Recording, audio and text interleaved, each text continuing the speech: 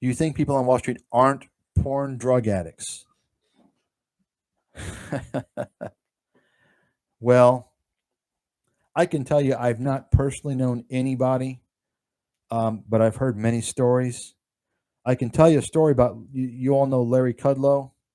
You all know Larry Kudlow, right? This guy makes me sick. He's just a disgusting loser who's a shit. He's a shill for all the ridiculous, exaggerated American propaganda. King dollar. Ha, ha. No, free trade is great. It's great for workers and consumers. It's great for the country. That's Larry Kudlow, piece of trash. Um, I can tell you a story though. You know, Larry. You all know Larry Kudlow, right?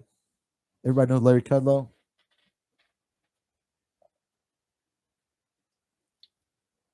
Larry Kudlow. Anybody? Come on, you all know. He was actually an advisor on the Trump administration, but this is a CNBC guy, right? Old guy. He'll croak here in a few years, and I'll be happy. I'll celebrate.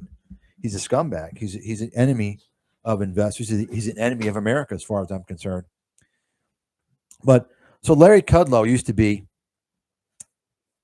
So here's the deal with Larry Kudlow. Like a lot of these guys, so Larry Kudlow was connected to the Reagan administration. Okay, I'm not going to get into that, but the Reagan administration started a lot of problems with America, deregulation, which is always a problem for consumers. I'm not going to get into that. But a lot of these guys, you know, they're living off having some junior role with the Reagan administration. Larry Kudlow was one of those guys.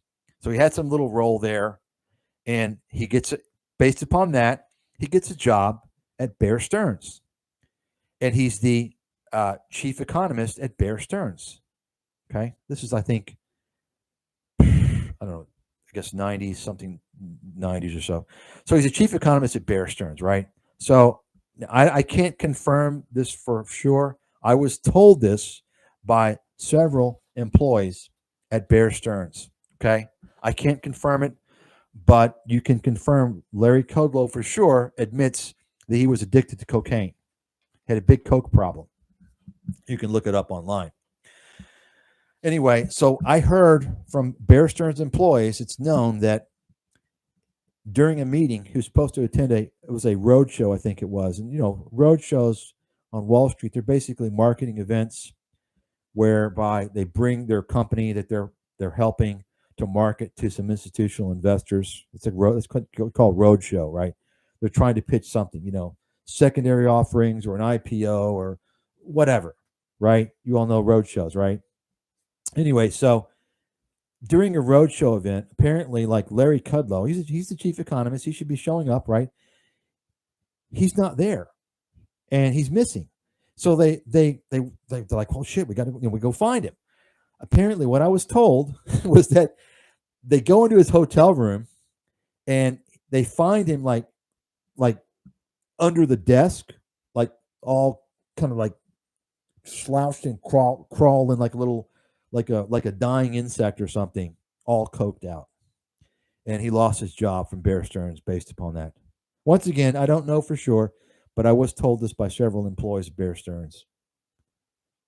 So, never liked the guy. I see him as a very anti-American. He's for the top brass. He's for, you know, make the rich guys rich at the expense of the working class. This is Larry Kudlow and his propaganda and this is CNBC in general, right? This is CNBC in general, which is not good. He's your hero. Which one, Jim Cramer or Larry Kudlow?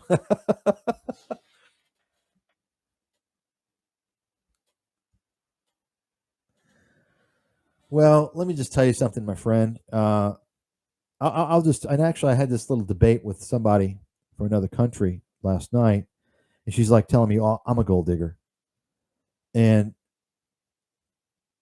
never put money before character and morality. Okay, never, because money you can't take it with you, but when you go, your morality and your character will be your legacy. Okay, that's all I have to say about that. But do you think it's possible tension between U.S. and Russia and China could bring back manufacturing? H2. It's funny you mentioned that because I gave I actually gave a webinar on Sunday, the forecasting webinar, and I try and stay away from politics. I try and focus on the investment side, but sometimes I just can't help it. And so I mentioned, I said, you know what, folks, you see now all this situation. You got the zero COVID policy with China, and by the way, you all know how bad it is in China. It's really screwed up over there. It's a China is the CCP is flirting with a potential social unrest. I can tell you that right now. That's building.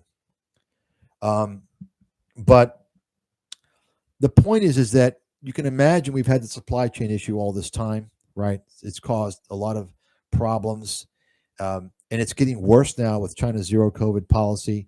They're probably going to lock down Beijing. It seems like, and I know that they've already locked down certain portions of Beijing, but they may be, weaning off a site of Shanghai to prepare for Beijing. I don't know. But anyway, the point is that then they throw in Russia into the mix, right, which is also worsening the supply chain. And then you throw in the national security risk. I wrote about this 17 years ago, about China entering the WTO, the World Trade Organization, and corporate America transferring all these jobs and facilities to China. It's a national security risk. And we're seeing it now. So obviously now people are aware of it. It's on top of Washington's list as a main priority of the U.S. building China's economy, for China to build their military to flex its arms more aggressively geopolitically. So isn't it shocking how by this time you would think corporate America, Tim Cook of Apple would say, we're pulling our factories from China, right? No. Corporate America, this is the problem in America, folks. Corporate America completely controls Washington. They don't care about anything but profits. They don't care about your jobs. I wrote about this, 16 years ago, 17 years ago. They don't care about anything.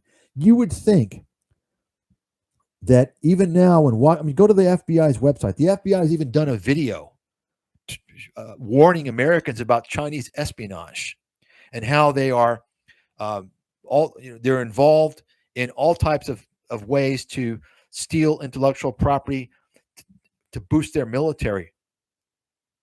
Okay, you would think that there'd be something out there to cause corporate America to bring the jobs back for our national security. But no, you don't hear anything, do you? Oh, no. It's shocking to me. It's disgusting to me.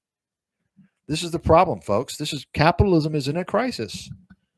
It's in a crisis. It's gone too far. This is the problem.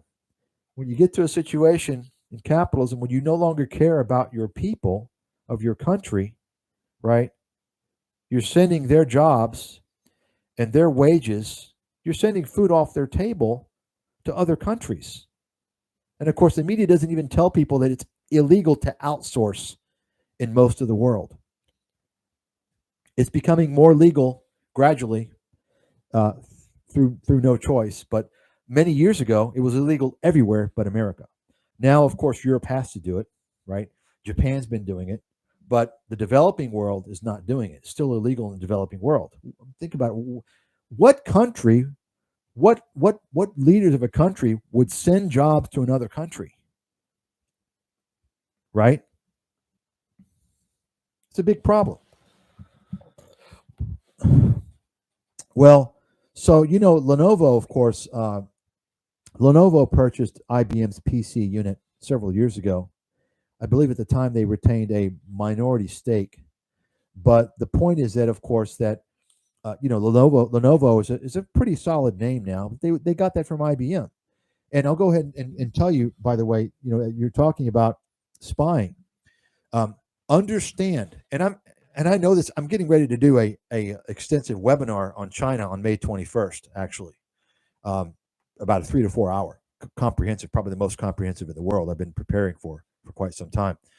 But so I know this. I'm not just speaking out of the side of my mouth. And I've been studying China off and on for close to 2 decades, by the way.